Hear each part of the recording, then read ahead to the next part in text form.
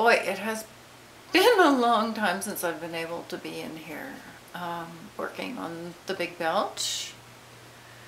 And it's such a pain, but you know, you get back into the studio and the first day or two you're like, okay, where was I? What was I doing?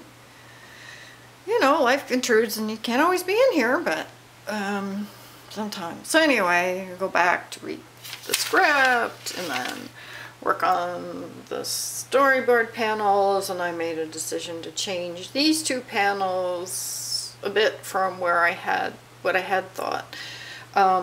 This one is this here, and obviously new thumbnail sketch and different position changes and whatever for everyone. And then this one I decided to just focus in on Francois, Sugar, and Fletcher.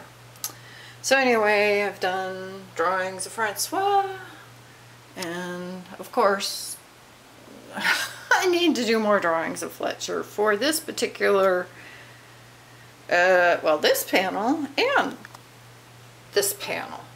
So anyway, I'm thinking I might go with Francois like this on this panel, and now I'm working on Sugar and trying to figure out her position in relation to Francois, who probably is about here, I guess. Any case, so I am still working on the Big Belch.